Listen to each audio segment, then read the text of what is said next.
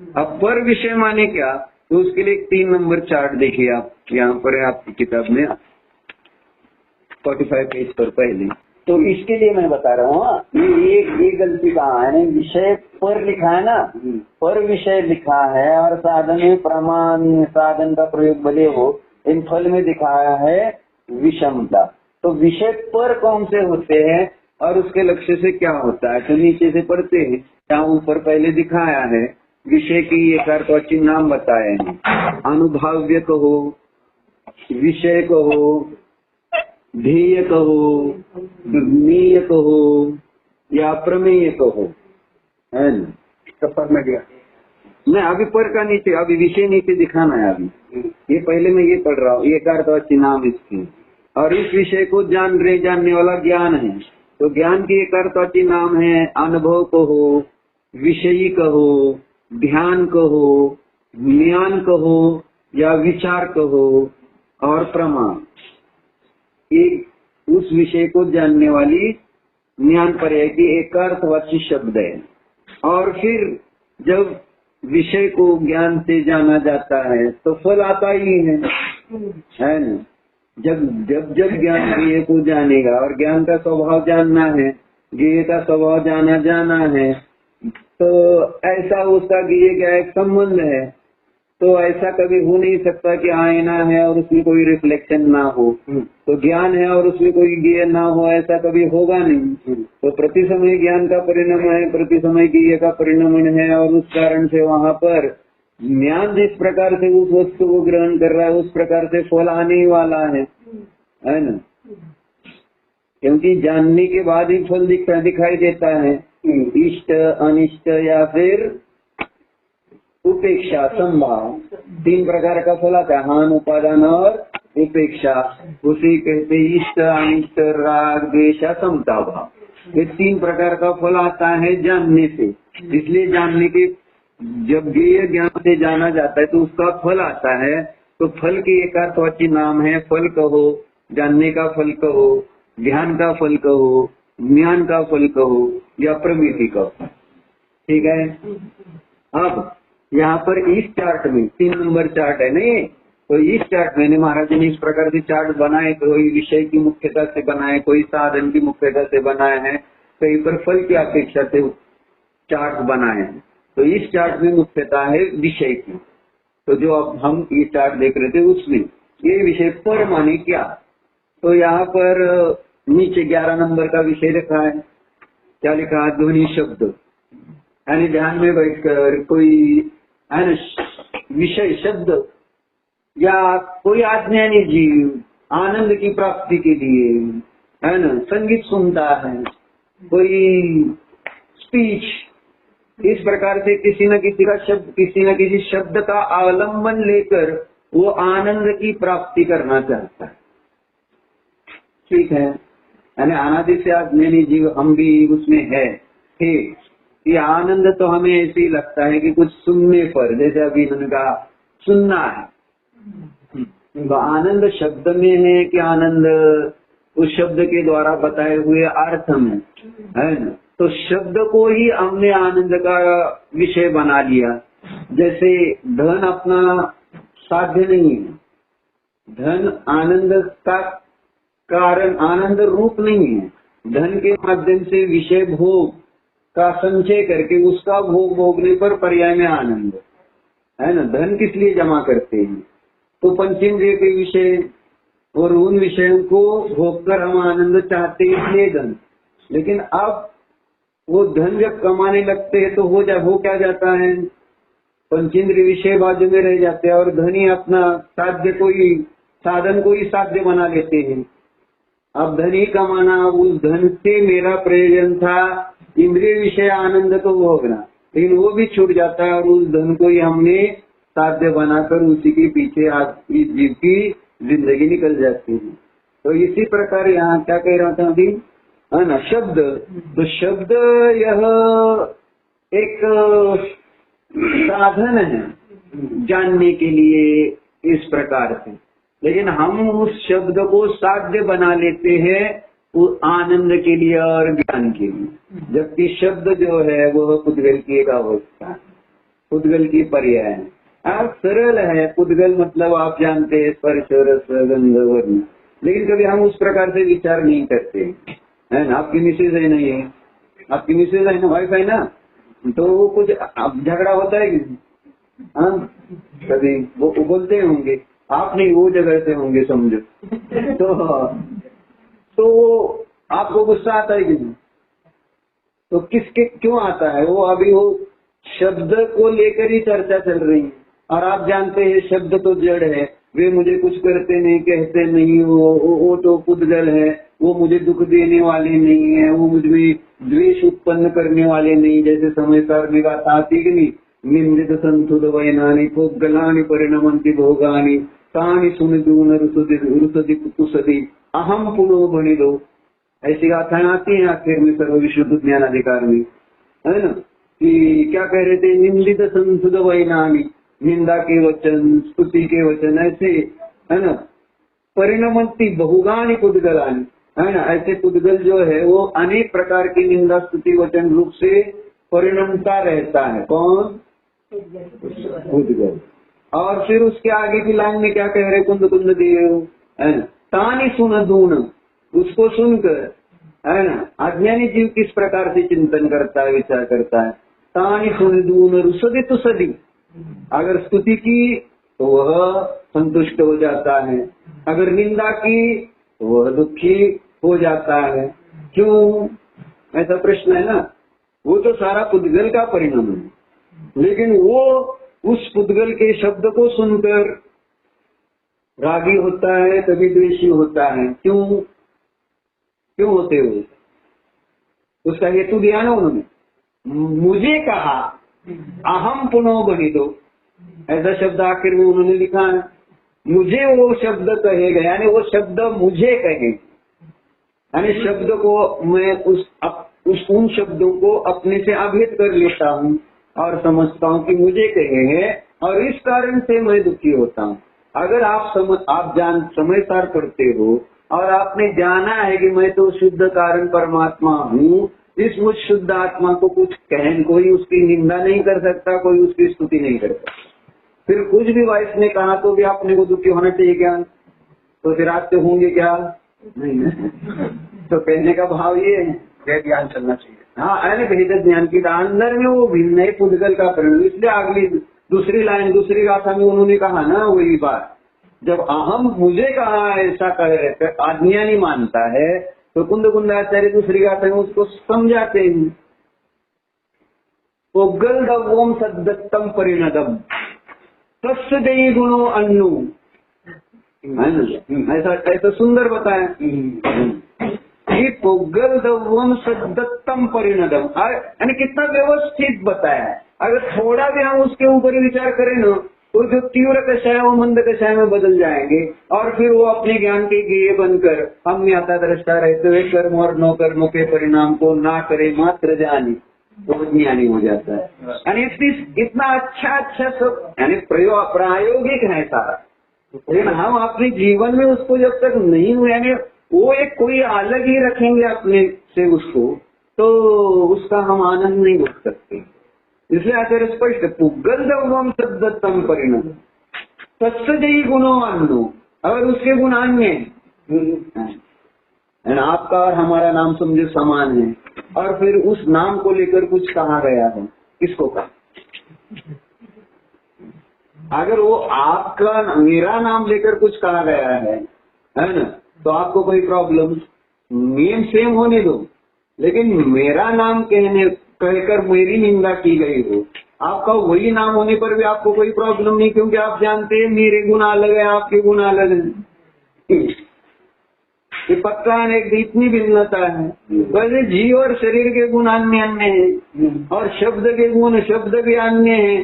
फिर किसको कौन क्या कह रहा है, हम क्या विकल्प करके, है ना, वो बेगाने शादी में अब्दुल्ला दीवाना जैसा काम, यानी कुछ संबंध नहीं मेरा इस संसार के किसी भी विषय के साथ देखा जाए तो, लेकिन मैं अपने विचार ज्ञान से, है ना, इसलिए आचार्य वो ज्ञान करा रहे। तो गल्लवों सद्दत्त परिणतम तस्य देहि गुणो अन्नु सम्मान तुम बनिदम किंचिवी किम रुसस्य बुद्धो।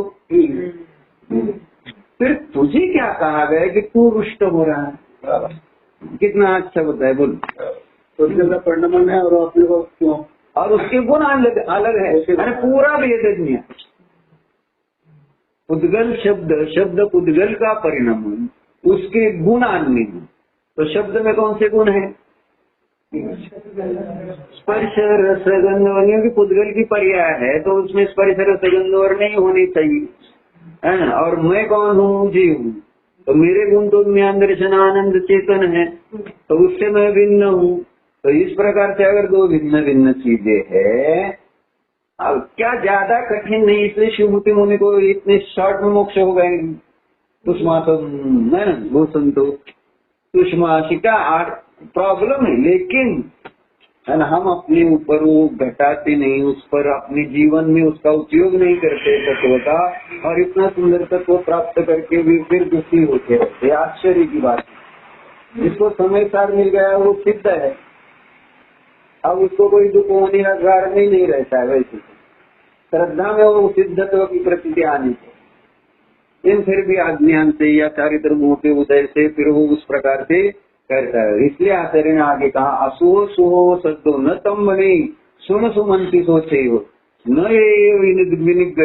गहिदुम शोध विषय आगदम सद्दम। अशुभ और शुभ शब्द ये तुझे नहीं कह रहे कि तू मुझे सुन, और न यह जीव अपने काम से माध्यम से उसको ग्रहण करने के लिए जाता है। सब अपनी अपनी मर्यादा में वस्तु का स्वभाव स्वतंत्रता और स्वाधीनता है, कोई किसी में प्रवेश नहीं कर रहा है। और फिर भी अज्ञानी ये जन क्या कहते कि मुझे कहा, इसलिए आचार्य कहते जब कोई ध्वनि शब्द चल रहा है, उस ध्वनि शब्द को जान रहा है, ध्वनि शब्द है और ध्वनि शब्द का ज्ञान हो गया। विषय क्या है? ध्वनि शब्द। ज्ञान किसका हो गया? ध्वनि शब्द का। फल क्या मिला है? मिथ्यात्व है, सराग है, विषम भाव। तो क्यों मिथ्यात्व फल मिला? केवली भगवान भी ध्वनि शब्दों को शब्द जानते ही नहीं, तो फिर उनको भी फल मिथ्या तो होना चाहिए। अगर ध्वनि शब्द को ध्वनि शब्द जानते हुए केवली भगवान को फल मिथ्या तो मिलता है क्या? वो जानते ही नहीं शब्दों को। फिर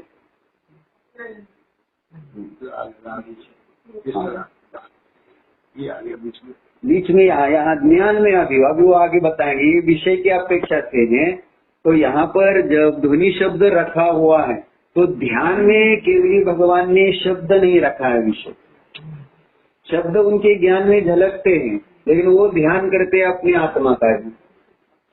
नियमसार जी ने 159 नंबर की गाथा थी ना, जाने पस्सई सवम व्यवहार नहीं न केवली भयवम केवल नानी जाने पस्सई नियमेन अपान। ये हम समझ रहे कि केवली भगवान सबको जान रहे हैं, निश्चय से वो किसको जान, इसलिए उन्होंने विषय नहीं बदला, अपना विषय नहीं छोड़ा है। कार्य परमात्मा भी कारण परमात्मा को ही जानते हैं, तभी वो वहां पर भगवान बने हुए हैं। अगर कार्य परमात्मा कारण परमात्मा को छोड़कर जितने जो विषय ज्ञान में उनके आ रहे हैं उनको जानने लगेंगे तो वो परमात्मा नहीं रह पाएंगे, ज्ञेयार्थ परिणमन हो जाएगा। केवली भगवान का ज्ञेयार्थ परिणमन है कि ज्ञानार्थ परिणमन होता है? ज्ञानार्थ परिणमन है भले उसके, इसलिए तो कहते हैं ना वो देवस्तुति में, सकल गेय गायक तदपि निजानंद रसली, यानी ज्ञान में सभी गेय आते हुए भी वो अपने आत्म स्वरूप में लीन रहते हैं। ये है जादू। और हम इसलिए वो युगल जी की वो सिद्ध पूजन आती है, उसमें भी आता है ना, तेरी प्रयोगशाला विस्मय, विज्ञान नगर के वैज्ञानिक तेरी प्रयोगशाला विस्मय, कला में उमड़ पड़ा संपूर्ण विश्व काम ही वैभव, पर तुम तो उससे अति विरक्त निरखा करते निज निधिया।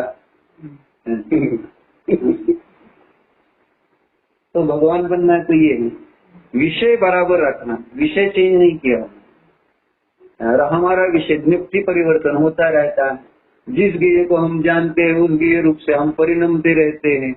इसलिए आचार्य ने प्रवचनसार में वो गाथा दी है 52 नंबर की, नियति परिवर्तन ही बंध का कारण पहले सिद्ध किया है। नियति परिवर्तन यानी एक गेय से दूसरे गेय की और अपना जो उपयोग जाता है वही अपने बंध का कारण है। ज्ञान का स्वरूप है, वो तो ज्ञान का स्वरूप। नहीं, ज्ञान का स्वरूप वो नहीं कि एक गेय को छोड़कर दूसरे गेय को जानना। ज्ञान का स्वरूप ऐसा नहीं है। ज्ञान का स्वरूप क्या है? ज्ञान केवल जानेगा, और वो गेय है वो जानने में आएंगे। मैं आपको छोड़कर इनको जानूं, इनको छोड़कर इनको जानूं, इनको छोड़कर इनको जानूं, ये ज्ञप्ति परिवर्तन है।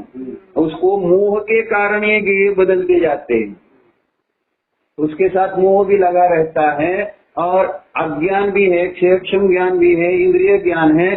तो हम एक गेय से दूसरे गेय की ओर जाते हैं, तो वही यहाँ पर जीव के संक्लेश का कारण बनता हुआ बंध का कारण बनता। केवली भगवान के ज्ञान में तो सब झलकता रहता है, वो किसी गेय के पास नहीं जाते हैं। हम गेय के पास जाते हैं, इसलिए अपने ज्ञान का गेयार्थ परिणमन है और केवली का ज्ञानार्थ परिणमन है, क्योंकि वो किसी गेय के पास नहीं जाते। इसलिए वो प्रश्न भी उठाया है प्रवचन सार में। प्रवचन सार में प्रश्न उठाया है कि केवली भगवान के भी ज्ञप्ति परिवर्तन है, यानी केवली भगवान भी सबको जानते हैं। ज्ञप्ति का अर्थ जानना, जानने का फल जो बोलते हैं उसको, यानी सबको जान रहे हैं, फिर उनको बंद क्यों नहीं हो रहा है, ये प्रश्न किया है। मतलब इसका अर्थ ये है कि ज्ञप्ति परिवर्तन होगा तो बंद होगा, लेकिन केवली के ज्ञप्ति परिवर्तन होते हुए बंद नहीं। ये प्रश्न खड़ा करके फिर उसका उत्तर दिया आचार्य ने। वो बताइए, मराठी नहीं येणार नाही।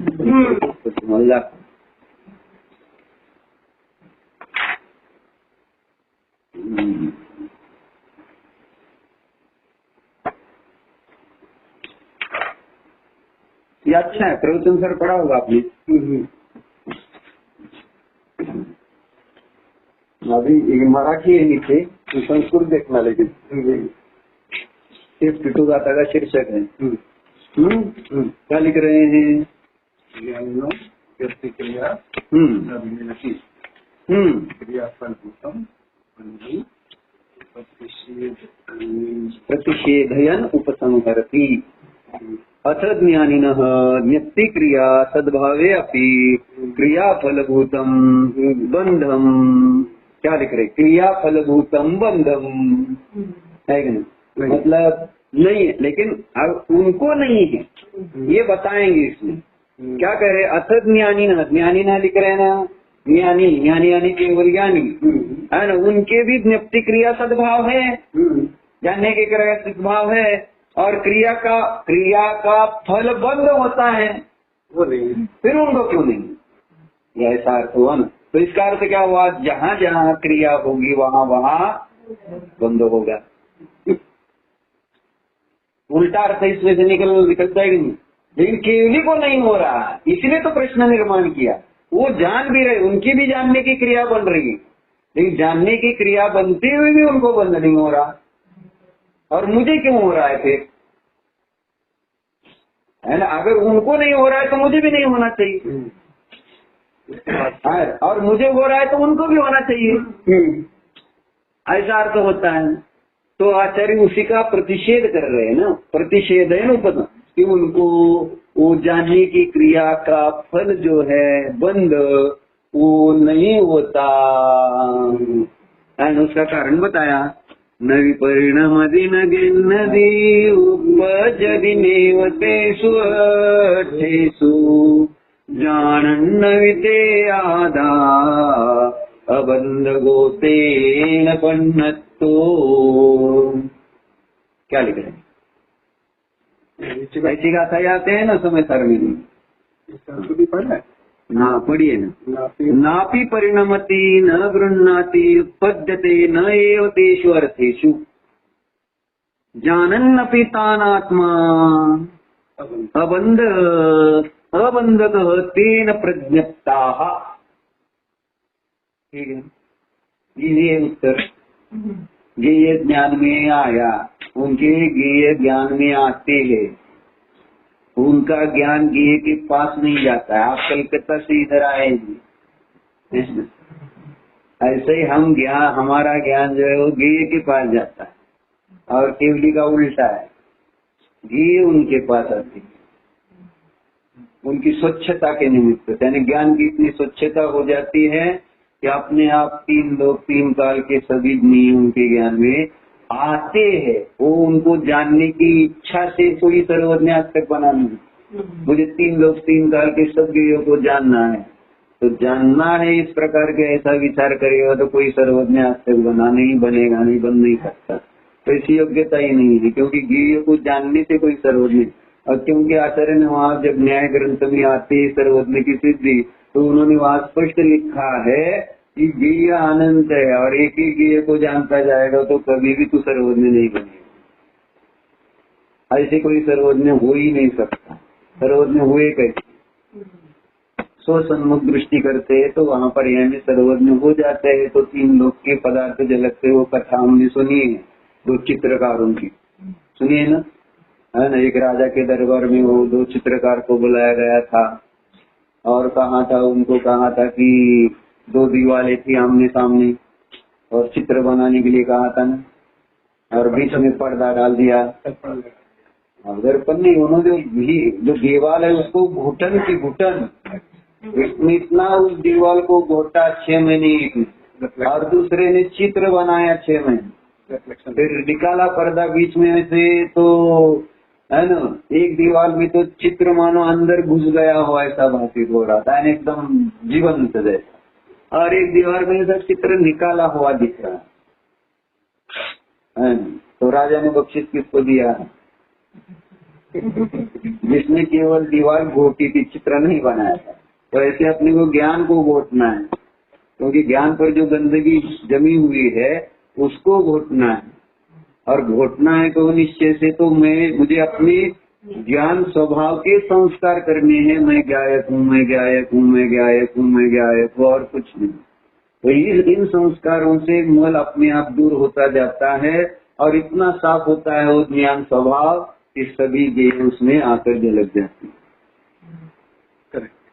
इतना सरल है विधि। इसलिए यहाँ आचार्य कह रहे हैं कि नवी परिणाम होती, और जब उनके ज्ञान में गेय आते हैं तो उनका ज्ञान उस गेय रूप से परिणमता नहीं।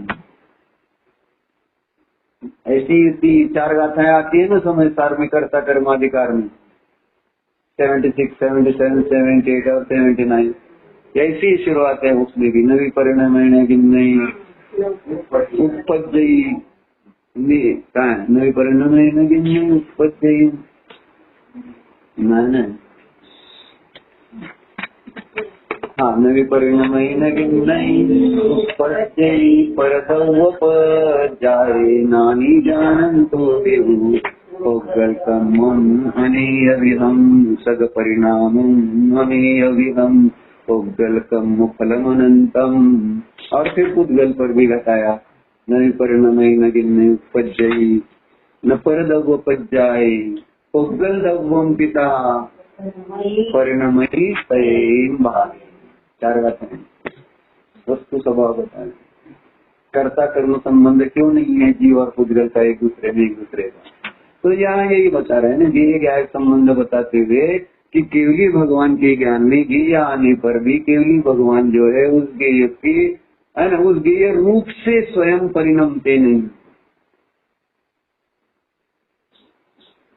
और मैं जब गेय को जानता हूँ तो हो क्या जाता है, वही शब्द की बात हम कर रहे थे। यानी मैंने शब्द सुना तो मैंने शब्द को शब्द रूप से नहीं रखा, मैं अपने ज्ञान को शब्द रूप से यानी मैं उस शब्द रूप से परिणम जाता हूँ। अपना अस्तित्व नष्ट करके मैं उस शब्द रूप से हो जाता हूँ, और इसलिए कहता हूँ कि मुझे कहा। यानी मैं ज्ञान स्वाभाविक जीव नहीं रहता जब मैं ये कहता हूँ कि मुझे तुमने ऐसा क्यों कहा। तो उस काल में मैं जीव नहीं हुए, उस काल में शब्द हूँ, और उस शब्द को अब मैं रूप से अनुभवता हुआ वहाँ फल में भी क्षमता प्राप्त होती है। राग द्वेष कुछ ना कुछ इस प्रकार का फल दिखाई देता है, क्योंकि मैं नहीं रहा। क्योंकि जो जीव रहेगा तो वो न्यायिक रहेगा, लेकिन जो जीव नहीं रहेगा वो रागी द्वेषी रहेगा। जब भी वो, इसीलिए पर को जब भी विषय करेगा तो वो रागी द्वेषी। केवली भगवान पर को विषय नहीं कर रहे, इसलिए कह रहा है केवली भगवान के ज्ञान में गेय आ रहे, लेकिन वो ज्ञान में यानी गेय ज्ञान का गेय विषय बना नहीं रहे हैं। ये अंतर हो जाता है। मैं ज्ञान की गेय बनाता जाता रहता हूँ, प्रति समय मेरा ज्ञान ज्ञेय को जो जानता रहता है तो ज्ञान ज्ञान को ज्ञान नहीं रखता, ज्ञान को ज्ञेय रूप करता जाता। जो देखता हूँ, जो खाता हूँ, जो सुनता हूँ, सुनता हूँ, जो भी स्पर्श करता हूँ, मैं नहीं रहता। उस काल में मैं स्पर्श, रस, गंध, वर्ण, शब्द इन रूप से परिणमता रहता हूँ। तभी जाकर उस मुझ में वो अच्छे या बुरे भाव बनते रहते हैं। ये अच्छा है, ये बुरा है। भोजन करते हुए या अच्छा, कोई चीज अच्छी लगती है, कोई चीज ऐसी लगती है, तो क्यों? क्योंकि मैं ज्ञान नहीं रहता, जबकि मैं ज्ञान ही हूँ। लेकिन उसके साथ जो मोह लगा है और मोह से जो शरीर मैंने मेरा माना है, तो उसको मैं जो अनुकूल तो वो मेरे लिए अच्छा, और उसके लिए जो प्रतिकूल वो मेरे लिए बुरा। मतलब मैं नहीं रहता न? इसलिए आचार्य सावधान कर दे कि तू रहे, तू वो नहीं है। और इसलिए यहाँ पर ये गाथा में बता रहे कि उनको बंद क्यों नहीं हो रहा है, ज्ञेय को जानते हुए। वो भी जानने की ही क्रिया बनी, लेकिन उनको बंद नहीं बना, क्योंकि नवी परिणाम दी। परिणमन नहीं, उनका ज्ञान उस ज्ञेय रूप से परिणमता नहीं, उनका ज्ञान उस ज्ञेय को ग्रहण करता नहीं। मैं वह ज्ञेय हूँ करके उसको ग्रहण नहीं कर रहा। और तीसरी बात, उस रूप से उत्पन्न नहीं होता है ज्ञान, यानी उस ज्ञेय की रचना नहीं करता है ज्ञान, केवली का ज्ञान। और मैं रचना करता रहता हूँ ज्ञान के द्वारा, पर द्रव्य की, पर भावों की मैं रचना करता जाता हूँ। अज्ञान से सारा चलता है, ज्ञान में सारा खेल ज्ञान का ही है देखा जाए तो। लेकिन वहाँ पर जब मोह के साथ अज्ञान पड़ा हुआ है, तो इस कारण से यहाँ अज्ञानी जीव का परिणमन भी ज्ञेय रूप से उसको ग्रहण भी करता रहता है, और उसको उस रूप से उत्पन्न होता रहता है, तब जाकर उसको बंद होता रहता है। ये चर्चा पिछली है, उसको लेकर ही यहाँ आए आगे। एंड 42 गाथा में आया है, 42 गाथा है यहाँ प्रवचन सार में।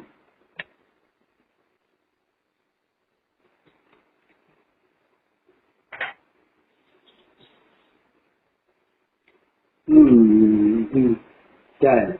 अथ ज्ञेयार्थ परिणमन लक्षणा क्रिया ज्ञानात् न भवती थी श्रद्धाति। जो ये ज्ञेयार्थ रूप परिणति है वो ज्ञान से नहीं हो रही, ये श्रद्धा कराती। अब क्या करना है, यहाँ क्या कहना है?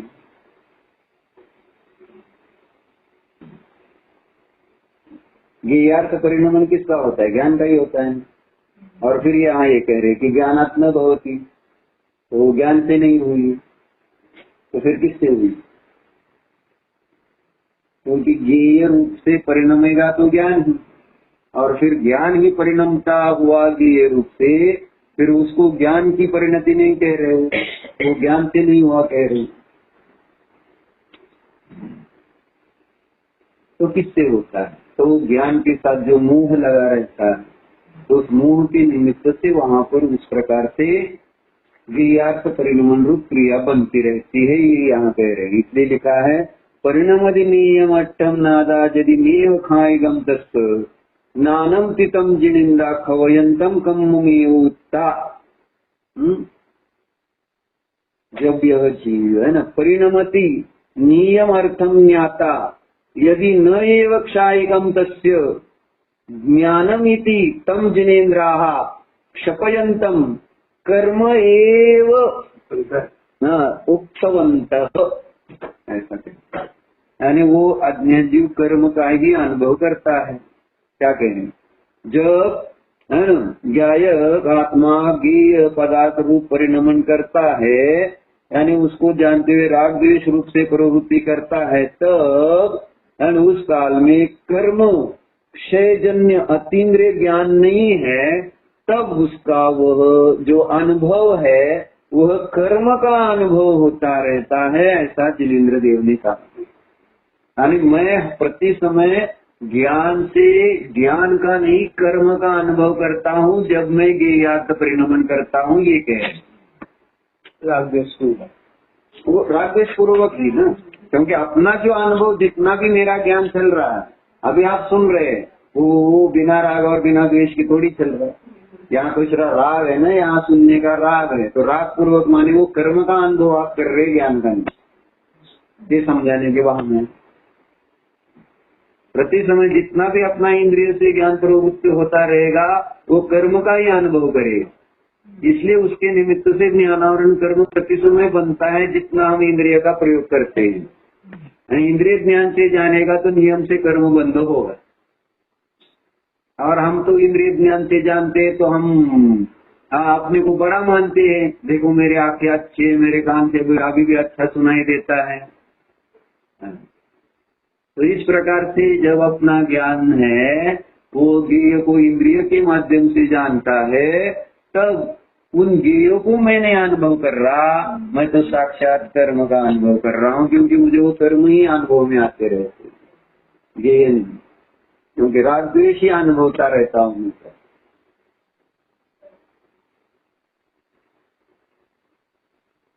इसलिए कह रहे कि ज्ञानात्म होती।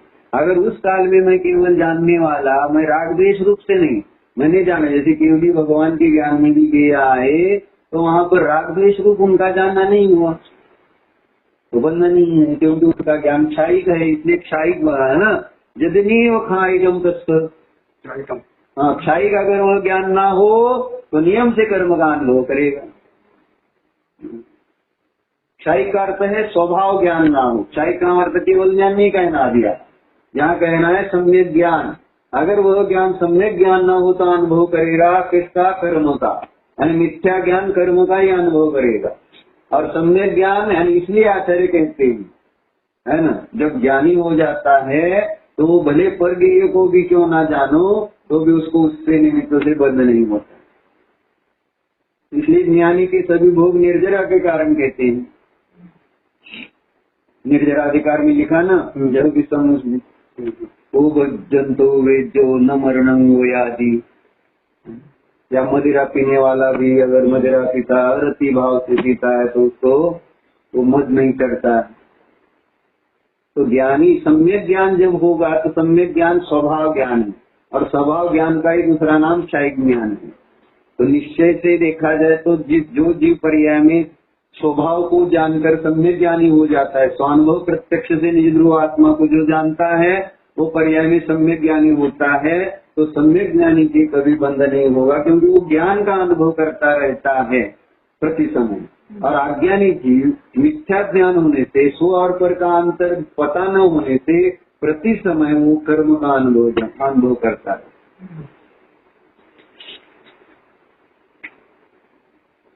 इसलिए मिथ्या ज्ञान से क्या है? बंध है, और सम्यक ज्ञान से मोक्ष, ऐसा अर्थ होता है। और इसलिए अगली गाथा में कहा,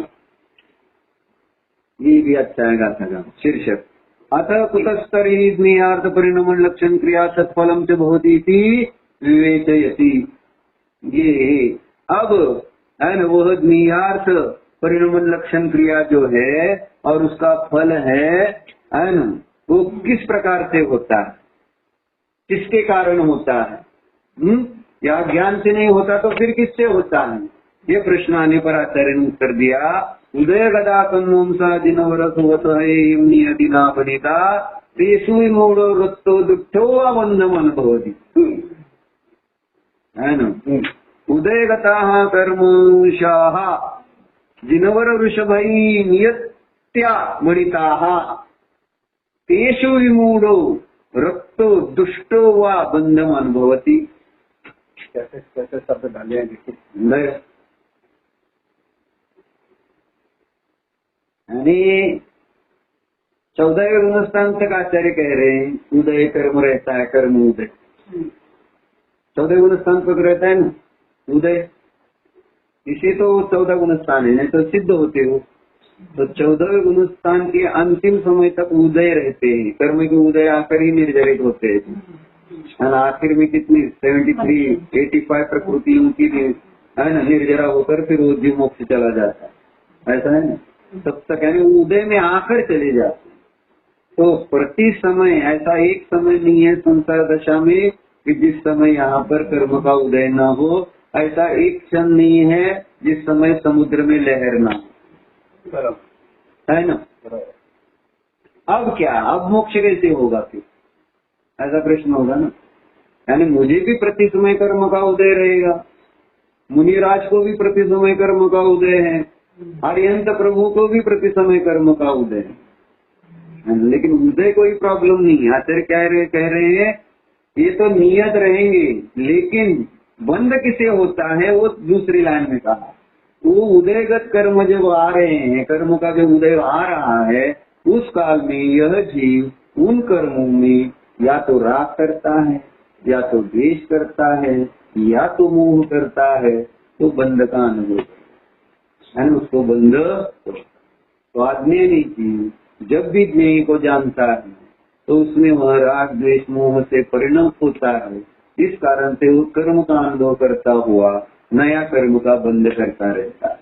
जो कर्म का अनुभव करेगा वो कर्म का बंध करेगा, जो ज्ञान का अनुभव करेगा वो कर्म से मुक्त हो। ये सीधा साधा गणित। प्रति समय मैं अनुभव कर किसका रहा हूँ, मुझे मुक्त होना है तो जानना होगा। यानी ये कर्म का उदय है, मैं उससे भिन्न हूँ, मैं उसका ज्ञाता हूँ, सकल नहीं का मैं मात्र ज्ञाता हूँ, सभी पुद्गलों का मैं मात्र ज्ञाता ही हूँ।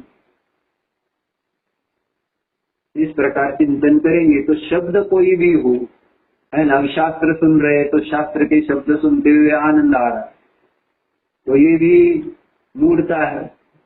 ये भी शब्द है, गेय है, पुद्गल है, इसका भी परिणाम जो है ना, पौद्गलिक ही है। संगीत चाहे शब्द हो, चाहे शास्त्र के शब्द हो, भजन के शब्द हो, दोनों है तो शब्द ही। कौन से अच्छे और कौन से बुरे? जहाँ यहाँ ये अच्छा और वो बुरा कहा, आचार्य कह रहे बंध का अनुभव कर रहा, वो नियार्थ परिणमन है, कर्म का अनुभव है। इसलिए महाराज जी ने यहाँ लिखा है कि जो शब्द है वो जो ध्यान का विषय बनेगा, यानी ध्यान के काल में अगर वो ये चिंतन करेगा मैं शुद्ध हूँ, मैं शांत हूँ, मैं अकेला हूँ, और उसको ही वो ध्यान समझने लगेगा, तो आज कह रहे फल विषम, मिथ्यात्व है, विषम है, सराग है, क्योंकि ऑब्जेक्ट वेड है कंप्लीट। फिर आगे क्या लिखा, ध्वनि शब्द को ध्वनि शब्द जानने पर भी फल मिथ्यात्व सराग विषम भाव है, ऐसी पांच इंद्रिय विषयों का है ना। फिर कोई है ना, ये महाराज जब ध्यान शिविर लिया गया ना, तो ध्यान शिविर के बाद हर साधक के, यानी पहले तो ये नियम महाराज जी ने ये कहा कि जिनको ध्यान शिविर में बैठना है उनकी जैन सिद्धांत प्रवृत्ति का पूरी पढ़ी हुई होनी चाहिए, क्योंकि वहां पर बैठेंगे और आपको हम क्या बता रहे हो कुछ समझ में नहीं आएगा तो आप स्वयं डिस्टर्ब हो गए। वो 10 दिन मौन रहता है, यानी न स्वाध्याय चलता है, वहाँ इतना स्ट्रिक्ट मिलिट्री लॉ से भी वहाँ स्ट्रिक्ट रहता है, यानी मौन, कोई पूजन नहीं, कोई प्रवचन नहीं, कोई स्वाध्याय नहीं, कोई जाप नहीं, कोई भजन नहीं, कोई संगीत नहीं, कोई योगा नहीं, है ना, कोई बोलना नहीं, कुछ देखना नहीं, है ना। एक पूरा एक ऐसा जैसे है ना, वो एक क्षेत्र मर्यादा रहेगी वहाँ पर, सब ऐसे सारे नियम व्रत रहेंगे, और 10 दिन 10 घंटे बस एक ही काम स्वा होगा, मैं जीव हूँ, शांत हूँ, अकेला हूँ। इस प्रकार से रूपस्थ पिंडस्थ ध्यान के माध्यम से वहाँ थोड़ा सा प्रयोग 2-2 घंटे बताते, बाकी स्वयं ध्यान करने के लिए कहा जाता है। तो अगर उसके पास कुछ अपना कुछ कैपिटल ना हो तो वहाँ वो करेगा क्या, तो वो डिस्टर्ब होता है, आदत नहीं है ना, कुछ ना करते हुए सिर्फ खाली बैठना। तो एक वो मोक्ष जाने के लिए आप तैयार हो कि नहीं है, उसकी भी एक परीक्षा हो जाती है, क्योंकि वहां जाकर भी कुछ हिलना डुलना देखना कुछ नहीं होता है ऐसा। तो ये ध्यान शिविर के बाद मैं ये बता रहा था, फिर उन जो जितने साधक बैठते हैं तो उनको अकेले बुलाया जाता था। महाराज जी जब लेते थे तो उन्होंने हर एक साधक को स्पेशल इंटरव्यू, यानी कि आपको कोई उसमें शंका आई हो, आपको कुछ खास अनुभव आया हो, आपको कुछ बताना हो, 10 दिन में कुछ जो लगा हो, तो उसके लिए आप अकेले में कह सकते। सब जो आदमी नहीं है कि सब जो तरह के लोग होते हैं, तो ऐसे में तो कोई आता है कहता था महाराज जी ऐसे एक अंदर से ओमकार ध्वनि सुनाई दी, ऐसा। कोई कहता है महाराज जी मुझे तो ऐसा नीला नीला कुछ एकदम ऐसा बिजली जैसा चमका, सफेद सफेद दिखा, ऐसा। एकदम कोई कहता है कि मेरे कंठ से ऐसा मीठा रस, यानी कुछ अलग सा अनुभव करना चाहते हैं जब ध्यान में बैठते तब, क्योंकि कल्पना करके आए हैं ध्यान है और ध्यान में कुछ मुझे जो आज तक अनुभव में नहीं आया ऐसा कुछ मुझे अनुभव करना है, और जो आज तक अनुभव किया था इंद्रिय विषयों के अनुभव किया, इसलिए वहां जाकर भी उसी की कल्पना करता है, उसी का अनुभव करता है आदमी। तो उस कारण से ये चार्ट बना है कि ध्यान में अगर तूने शब्द को जाना है तो तेरा ध्यान सही नहीं है, ध्यान में तूने कोई रंग देखा हो तो तेरा ध्यान सही नहीं है, क्योंकि उसका फल वहां पर विषम भाव है। ध्यान में इस प्रकार से अगर तू कोई गंध, अच्छी गंध आई ऐसा समझता है तो सुगंध विषय रखा, सुगंध ज्ञान हुआ, फल मिथ्या तो विषम सराग भाव है ना। फिर ठंडा है ना, मीठा रस है ना, विषय रखा ज्ञान का, ध्यान का, और अनुभव मीठे रस का आया तो फल लिखा है मिथ्या तो सराग विषम भाव है ना। फिर ठंडा स्पर्श विषय रखा है ना, ज्ञान ठंडे स्पर्श का हुआ, फल मिला है मिथ्या तो सराग विषम भाव। विषय रखा शरीर है ना, उसका ज्ञान शरीर का हुआ तो फल मिला है मिथ्या तो सराग विषम भाव। विषय रखा है धन और ज्ञान धन का हुआ, फल मिला है मिथ्या तो सराग विषम भाव। विषय रखा है पूर्ण शुद्ध पर्याय के ज्ञान पर्याय माने भगवान, और उसको भी ज्ञान का ध्येय बनाया तो फल मिला है मिथ्या तो सराग विषम भाव। कोई उसको एक देश शुद्ध पर्याय को विषय रखता है ध्यान का, जानता है एक देश शुद्ध पर्याय को, फल मिलता है मिथ्या तो सराग विषम भाव। कोई अशुद्ध पर्याय को ध्यान का विषय रखता है और ज्ञान उसका करता है तो उसको भी फल मिलता है मिथ्या तो सराग विषम भाव। ये हमारे सारे ध्यान के विषय नहीं है, पर्याय का एक हल हुआ। बराबर। तो फिर क्या है ध्यान का विषय? ये ऊपर 1 नंबर में लिखा, निज ध्रुव ज्ञानानंद स्वभाव विषय रखा है ना, विचार उसका किया यानी निज ध्रुव ज्ञानानंद स्वभाव जाना तो फल आया तीन्द्रियानंद, उपेक्षा माने समभाव, सम्यग्रचन विचरा। ये स्व और पर विषय की जागरूक। तो इसके लिए आधार क्या है, किस आधार से लिखा? तो ये 2 गाथाएं नीचे दी है, एक है मोक्ष प्रवृत्ति और एक प्रवृत्ति अनुसार की। परदवादो दुग्गई सद्दवादो सुख गई हवई, ये नाऊ न सद्दव्य कुनई रही विरही रमी। है ना, क्या कह रहे हैं? पर द्रव्य से दुर्गति और स्वद्रव्य से निश्चित सुगति है, ऐसा जानकर स्वद्रव्य में रति करो और पर द्रव्य से रति करो। तो इसके लिए दूसरा आधार, स्वपरिणामोपन्नम अशुभ पावंती है ना, अशुभ पावंती मनिदमन्येषु परिणामो नन्नगदो दुख क्षय कारणम समये। पर के प्रति अर्थात दूसरे के बारे में शुभ परिणाम पुण्य है और पर के प्रति दूसरे के बारे में अशुभ परिणाम पाप है, और जो परिणाम दूसरे के प्रति जाता नहीं ऐसा परिणाम उसी समय दुख क्षय का अर्थात संग पूर्वक निर्जरा का, शुद्धात्मानुभूति का, परम आनंद का, निराकुलता का कारण है, ऐसा कहते है। ठीक है, ये हो गया अपना ही